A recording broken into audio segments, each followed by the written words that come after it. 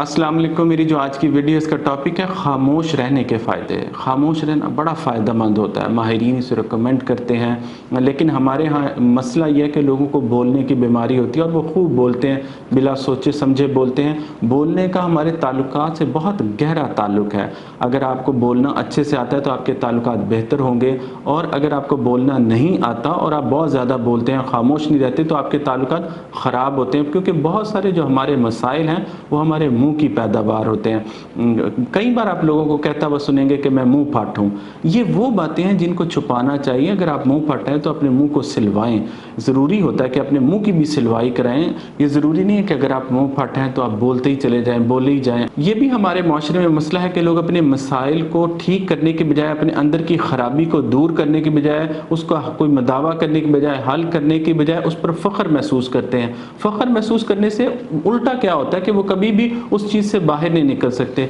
खामोशी के बहुत फ़ायदे हैं। खामोशी का पहला फ़ायदा क्या है कि आपकी कंसंट्रेशन बेहतर होती है। ये जो आपको तवज्जो, आप किसी चीज़ पर मस्कूर नहीं कर सकते।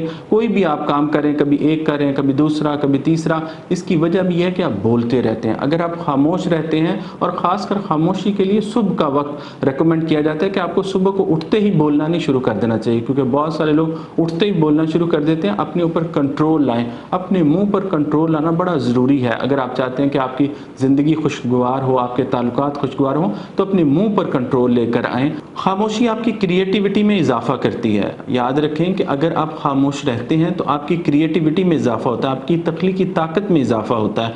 बहुत सारे लोग, उनके अंदर तख्लीकी ताकत मौजूद होती है, लेकिन वो बोलने से उसको बर्बाद कर लेते हैं। खामोशी आपकी सेल्फ अवेयरनेस में भी मदद करती है। जो लोग खामोश रहते हैं वो मोर सेल्फ अवेयर्ड होते हैं उन लोगों के बनिस्बत जो बोलते हैं। अगर आप चाहते हैं कि आप अपने बारे में ज़्यादा से ज़्यादा जान सकें तो खामोश रहें। खामोशी आपकी नींद को भी बेहतर बनाती है। जो लोग बहुत ज़्यादा बोलते हैं उनकी नींद डिस्टर्ब रहती है।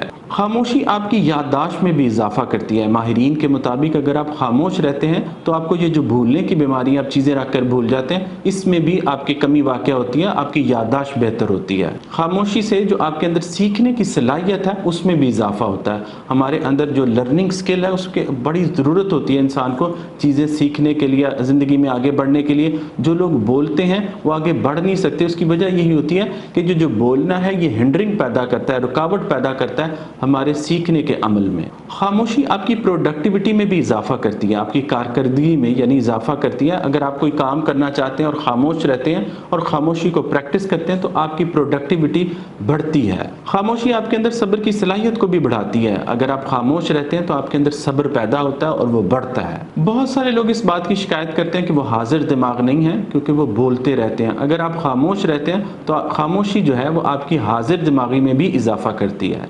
खामोशी का सबसे बड़ा फ़ायदा यह है कि ये आपके अंदर सुकून पैदा करती है। ये आपको ज़हनी और जिस्मानी दोनों तरह से सुकून पहुंचाती है। खामोश रहने वाले लोग ज़्यादा पुरसुकून होते हैं उन लोगों के जो ज़्यादा बोलते हैं।